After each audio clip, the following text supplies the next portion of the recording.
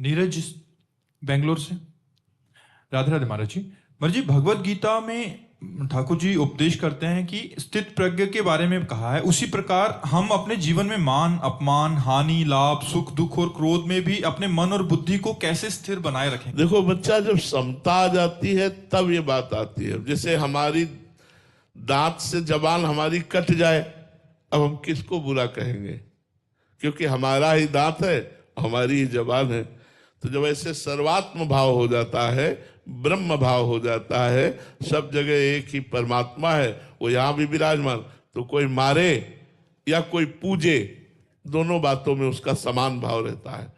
जब तक समता नहीं आएगी, ज्ञान नहीं होगा, शरीराभिमान रहेगा, तब तक मान अपमान का बोध होता है। बहुत जोर का इसमें जलन होती है। मान में हर्ष, अपमान में शोक। हर्ष और शोक द्वंद्व है, इसी द्वंद्व में वो पिसता रहता है, डरता है कहीं अपमान न हो जाए। अगर इस मानव देह में अभिमान करके, मान अपमान में फंस करके, भगवान का भजन न करके, संतों का आदर न करके, शास्त्र स्वाध्याय न करके, परोपकार न करके, यदि आप अध्यात्म को नहीं जानोगे तो ये सब पद प्रतिष्ठा धूल धूसरित हो जाने वाली है। जब तक जीवित हो तब तक भोग लो, मरोगे तो इसके द्वारा किए हुए कर्म शुभ अशुभ आपको पुनः नर की योनियों में डालेंगे। इसलिए जब तक ज्ञान नहीं होता तब देहाभिमान पुष्ट होता है, और देहाभिमान पुष्ट होने के कारण मान और अपमान दोनों का बोध होता है। जब ज्ञान हो जाता है या प्रेम हो जाता है तब इसका प्रभाव नहीं पड़ता। इसलिए खूब नाम जप करो, संतों का संग करो, शास्त्र स्वाध्याय करो, मनन करो। इससे धीरे धीरे अंतःकरण पवित्र होगा और आप मान अपमान से ऊपर उठने लगेंगे। ऋतु जी यूके से। राधे राधे महाराज जी। महाराज जी, हम कैसे पहचाने अगर भगवान हमारे सामने आ जाएं? क्या वो जैसे तस्वीर में वो सामने तो है ही, जब तक वो पहचानवाना ना चाहे तो नहीं पहचान सकते। वो तो हर समय है।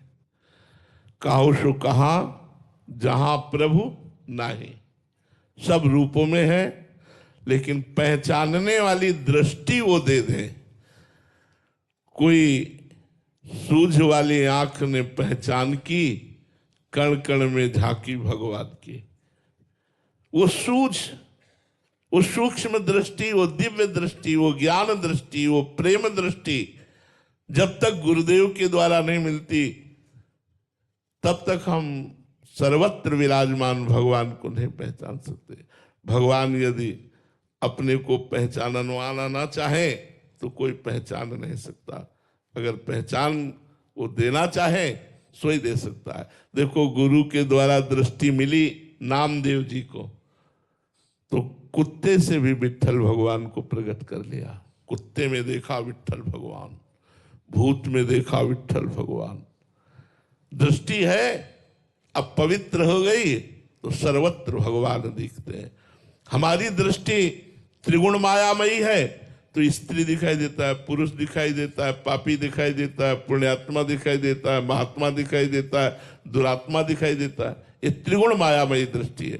पहले भजन के द्वारा हम ज्ञान दृष्टि प्राप्त करें, भगवत दृष्टि प्राप्त करें, तब सिय राम में सब जग जानी, करो प्रणाम जोर जो, सब जगह भगवान विराजमान है, ऐसा अनुभव हो जाएगा।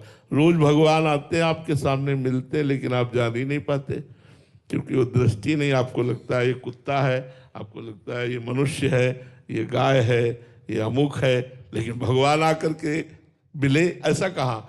जब सब में भगवान का दर्शन होगा तब भगवान की कृपा का अनुभव होगा।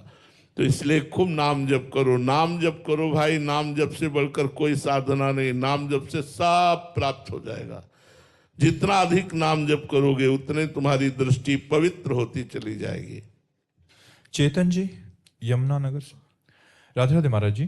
महाराज जी, इस जगत में असंख्य महापुरुष जन हैं, गुरु जी हैं, जगत गुरु इत्यादि हैं। हम भगवान द्वारा भेजी गई दिव्य आत्मा को कैसे पहचान सकते हैं? उनकी वाणी से, उनके चेहरे के प्रकाश से, या उनके कर्म से, या और कोई साधन है? ये सब बाहरी बातें हैं। चींटी में, घोर पापी में और बड़े महात्मा में आत्मा एक ही रहती। उसमें 150 ग्राम वाला कम वाला हिसाब नहीं। कि चींटी में 100 ग्राम है, हाथी में 100 कुंतल है, पापी में 50 ग्राम है, महात्मा में 100 किलो। ऐसा नहीं है। आत्मस्वरूप भगवान सब में समान रूप से विराजमान है। भगवान कहीं कहीं अपने तेज को प्रकाशित करते हैं, आचार्यों के रूप में, भक्तों के रूप में, संतों के रूप में। उसकी पहचान होती है उनकी वाणी से जगत का परिवर्तन। अगर तेज की बात कहो तो संत है, रूखा सूखा खा रहे हैं, झुर्रियां पड़ी हैं, फटे पुराने कपड़े पहने, बाहरी वेश से नहीं पहचाना जा सकता कि भाई कोई तेज ऐसा नहीं।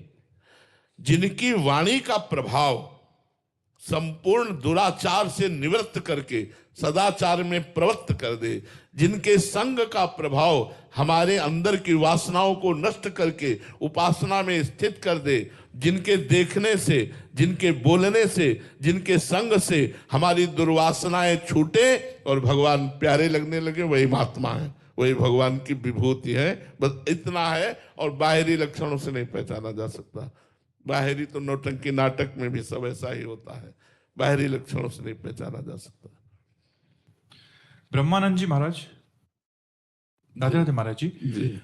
महाराज जी, भगवत गीता जी, रामायण जी या तत्व सिद्धांत आदि भक्ति और वेदांत में महाराज जी क्या भेद है? इनका विचार एक है या अलग अलग है महाराज जी? थोड़ी दूर तक साधना एक है, कुछ साधना एक है। जैसे पांचों ज्ञानेंद्रियों को मन के सहित परमात्म चिंतन में लगाना, ये प्रारंभ से होगा सबका, क्योंकि आत्म चिंतन में तो बाद की बात है, पहले परमात्म चिंतन में लगाना। इसीलिए गुरु जी मंत्र देते हैं, मान लो प्रणव है, सोहम है, अहम ब्रह्मास्मि है, ज्ञान में इधर भगवान का नाम है, मंत्र है, उपासना है।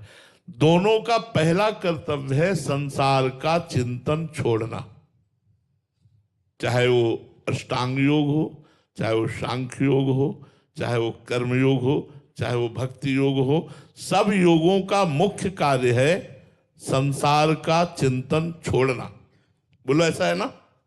फिर सब योगों का द्वितीय मुख्य कार्य है संसार के भोगों का त्याग करना।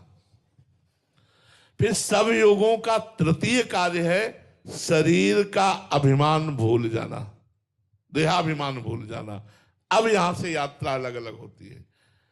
अब एक देहाभिमान भूलता है, आत्मस्वरूपहम ब्रह्मास्मि सोहमस्मिति वृत्य खंडा, और एक भूलता है दासोहम, भगवान की रूप माधुरी में भगवान का नाम गुणगान करते हुए, ब्रह्म नहीं माया नहीं, नहीं जीव नहीं काल, अपनी ही सुधि ना रही, एक रहे नंदलाल। वो भगवान के प्रेम में डूबकर सब कुछ शुद्ध बुद्ध भूल गया, ये प्रेमी। और वो अहम में, मैं शुद्ध ब्रह्म में, जो अहम मैं शुद्ध ब्रह्म आत्म स्वरूप है, अपने स्वरूप में स्थित होकर चिंतन शून्य हो गया। स्थूल सूक्ष्म कारण तीनों देहों का विस्मरण हो गया। वो जीवन मुक्त महापुरुष मोक्ष को प्राप्त हो गया, वो प्रेम को प्राप्त हो गया। एक दासोहम से सिद्ध होता है, एक सोहम से सिद्ध होता है, पर कुछ दूरी तक दोनों की यात्रा एक जैसी रहती है, इसके बाद अलग अलग हो जाती है। तत्व दोनों को एक ही प्राप्त होता है। उसे प्रेम के द्वारा स्वाद लेते हैं, उसे ज्ञान के द्वारा स्वाद लेते हैं। वही आत्मा है, वही राम है, वही आत्मा है, वही श्याम है, वही आत्मा है, वही शिव है। दूसरा तो कोई, अंत में जो ऊपर चढ़ाई पर चढ़ते हैं तो फिर द्वैत नहीं रह जाता, एक रहे नंदलाल। अपना विस्मरण हो जाता है भक्त को, भगवान की स्मृति में डूब जाता है। ज्ञानी को सबका विस्मरण हो जाता है, केवल अपनी स्मृति में डूब जाता है, अपने आत्मस्वरूप की स्मृति में।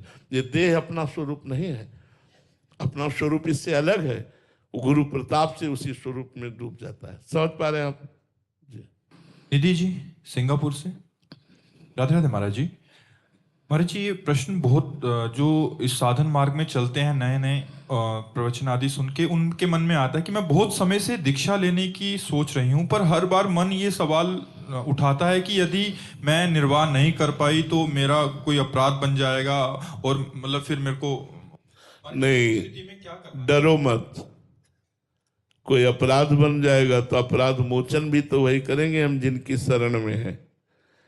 हमको तत्काल इस विषय पर कदम उठाना चाहिए कि हम कल जिए कि न जिए, शाम तक श्वास रहे कि न रहे, लेकिन यदि हम गुरुमुख हो गए, गुरु की शरण में हो गए और उनके बताए हुए नियमों के अनुसार कुछ भी चल पाए तो हमारा मंगल हो जाएगा। हमारे गुरुजी हमें नरक जाने से बचा लेंगे, हमारे गुरुजी हमारा कल्याण कर देंगे, हमारा मंगल कर देंगे।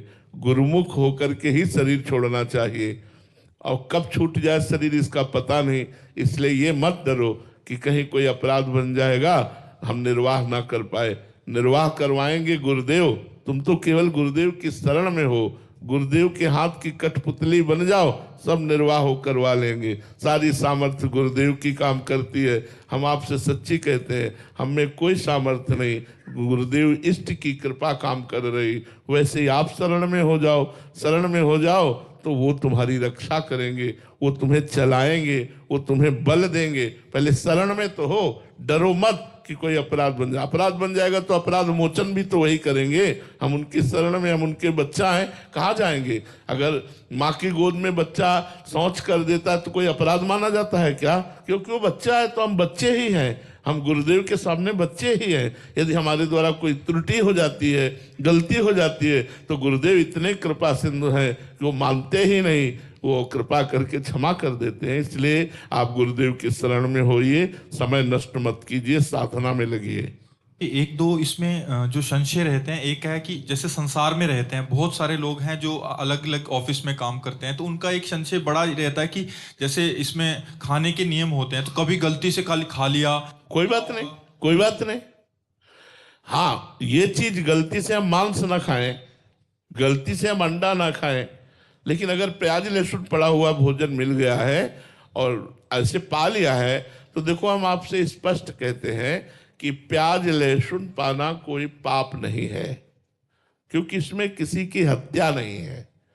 जैसे आलू पैदा होती है, ऐसे ये प्याज लहसुन पैदा होता है, पर ये घोर तमोगुणी है। इसलिए हमारे संतों ने, हमारे भगवत समाज ने इसे त्याग किया है कि ये तमोगुण प्रमाद पैदा कर देगा, पाप प्रवृत्ति पैदा कर देगा, निद्रा आलस्य प्रमादोत्थम तत्तामस मुदाहृतम।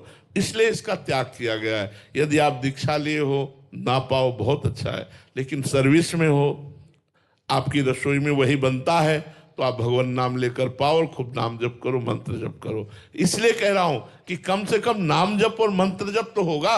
आप उसके लिए कि जब हम प्याज लहसुन छोड़ेंगे तब हम नाम जप करेंगे, तो पता नहीं हम जिए कि ना जिए।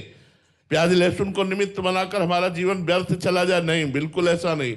बहुत से विद्यार्थी हैं, बहुत से हमारे सर्विसमैन हैं, बहुत से व्यापारी हैं जो देश विदेश जाते हैं। हम ये प्रार्थना करेंगे कि आप मांस मत खाओ, आप शराब मत पियो, आप अंडा मत खाओ। इसमें दूसरे जीवों की हिंसा और अपनी बुद्धि का भ्रष्ट होना। लेकिन अगर कहीं ऐसा, कोशिश करो कि प्याज लहसुन ना पाओ, लेकिन अगर ऐसा है कि आप बिना प्याज लहसुन के भोजन के मिलता ही नहीं है, तो आप पाओ और राधा राधा जपो, आपका मंगल होगा, आपका कल्याण होगा। निश्चित समझो, आप इसमें डरो मत।